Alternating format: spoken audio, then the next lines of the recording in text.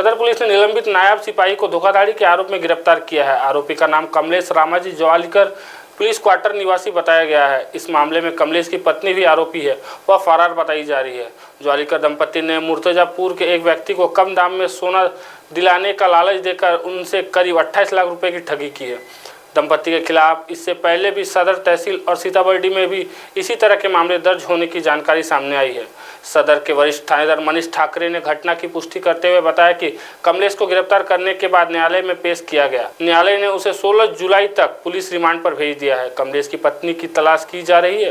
त्यामध्ये police station सदर येथे अपराध नंबर 431/24 कलम 376 NM भारतीय दंड विधान संहिताने गुन्हा नोंद आहे। याच्यामध्ये हा गुन्हा आधी कळमना येथे दाखल झाला होता। त्यामध्ये झिरोची काढणी करून त्यांनी पोलीस स्टेशन सदर येथे वर्क केलेला आहे। याच्यामध्ये हकीकत अशी आहे की फिर्यादीला लग्नाचा आमिष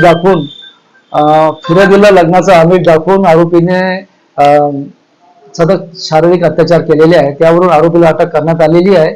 अक्षय बारे नाव आहे त्यांचं आणि ते सस्पेंडेड कर्मचारी आहे, निलंबित कर्मचारी आहे आणि सध्या ते दिनांक 17 पर्यंत PCR मध्ये आहे। महाराष्ट्र TV 24 के लिए ब्यूरो रिपोर्ट नागपुर।